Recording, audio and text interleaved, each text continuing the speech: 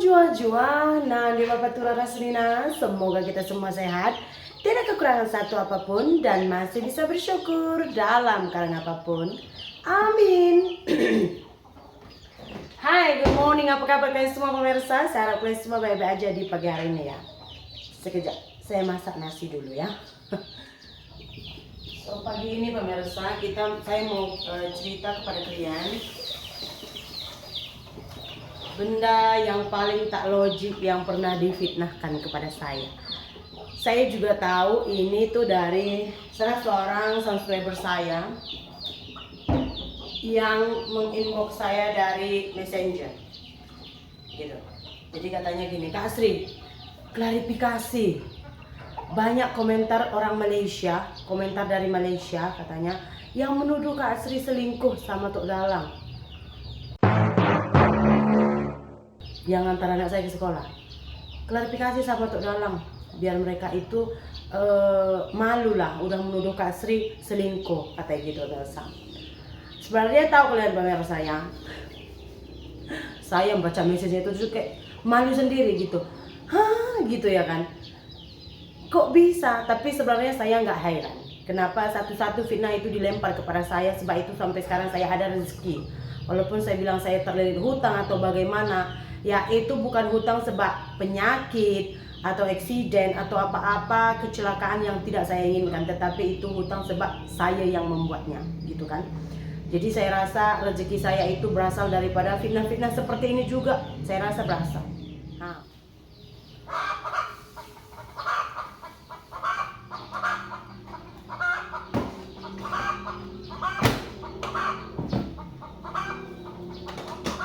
Terus-terusan aja kalian fitnah saya. Saya nggak masalah gitu. Oke ya, ini saya mau buat dulu sarapan Ami Emboy untuk ke sekolah. Bukan sarapan, untuk dibawanya ke sekolah pemirsa. Hari ini kan hari Sabtu, jadi mereka bawa bekal gitu untuk dimakan nanti di sekolah. Mungkin kalian berpikir, mungkin ada tuh segelintir yang bilang, Sri ini selingkuh sama Tok Dalang, makanya selalu makan di rumah bla bla bla. Mungkin karena saya bilang gini di video kan, nggak jadi makan karena singgem datang, nggak jadi makan karena bapak anak-anak datang. Itu sebab bapak anak-anak ini, dia tuh kalau mabuk dia akan ngomong blus di mana aja.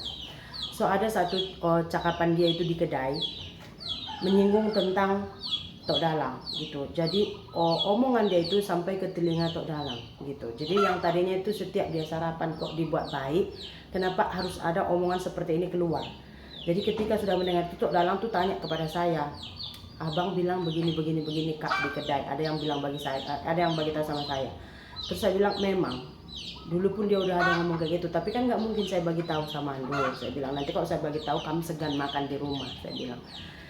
Dari situ dia memang lapar sekalipun dia datang, abang udah bangun? Saya bilang belum. Makan aku ya Kak, lapar kali aku.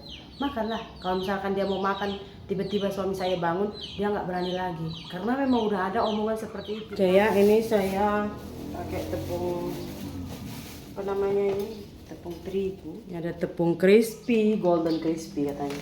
Nggak tahu ini Magginya udah masak atau belum. Masih agak mentah tuh.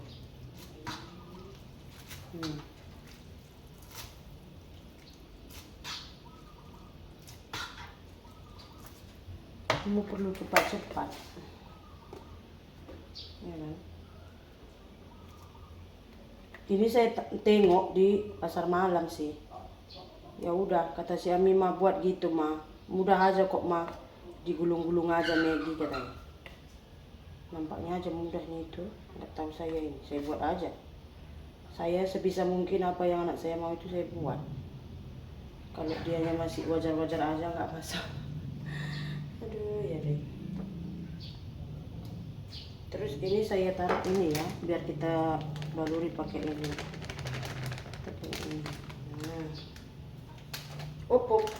Pagi-pagi memang agak ini dia leceh buat begini pemirsa. Belum lagi saya masak sarapan ini nasi, ya kan?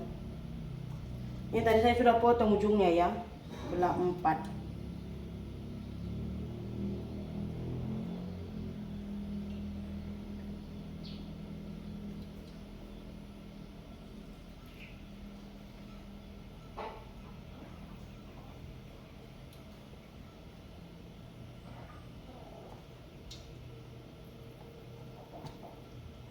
Mungkin ini agak serabut-serabut sih. Nampak tuh, dia nggak menggulung semua tadi. Ah tuh. Jadilah tuh. Oke, ini saya mau goreng.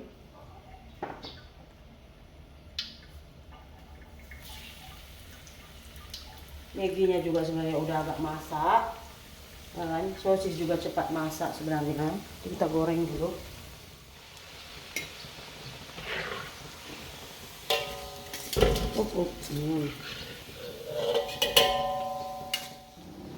Akhir kata pemirsa, saya bilang untuk orang yang menuduh saya itu berselingkuh pemirsa, coba otaknya dibersihkan sedikit gitu.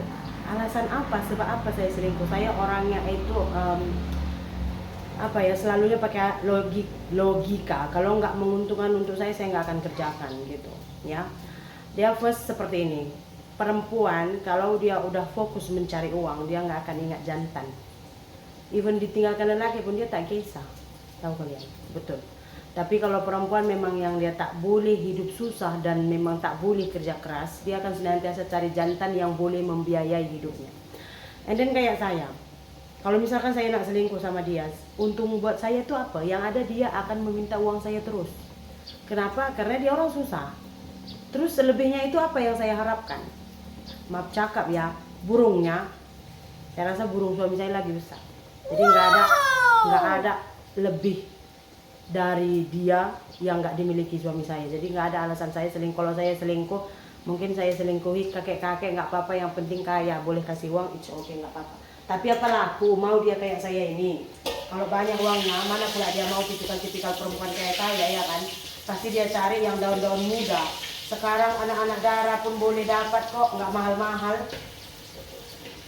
Janji ada uang, ngapain pula dia mencari saya emak-emak gembrot seperti ini. Betul tak? Jadi gitu, pakailah logika kalau mau buat apa-apa. Kalau misalkan kalian nih mau cari selingkuhan, misalnya yang menuduh saya ini mungkin dia tipikal yang kalau rapat sama laki terus cinta. Rapat sama laki terus cinta, itu nggak sama kita. Bukan hanya Todalang. Hampir kesemuanya kawan-kawan adik saya yang udah berkawin, yang belum berkawin, saya rapat sekali. Kalau kalian lihat lagi di pesta ada kawan saya itu dia tukang cameraman dan dulu kami itu akrab. Terus dia itu dekat sama kebetulan tuh jiran saya gitu. Jadi dia dekat sama jiran saya, terus dia itu nanya, kayak mana ya ini gitu kan? Hah? Ya, mana itu orang? Siapa?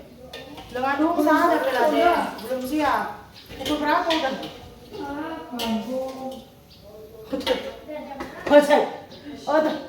Dek. Mari menjena. Mari menjena. Oh. Mari. Tandume. Biar kaman rumah. Kayu masih marah? Itu si Sri selingkuh sama Todalang. Mana sah? Ini nakala ko. Ma, siapa main ma? Akin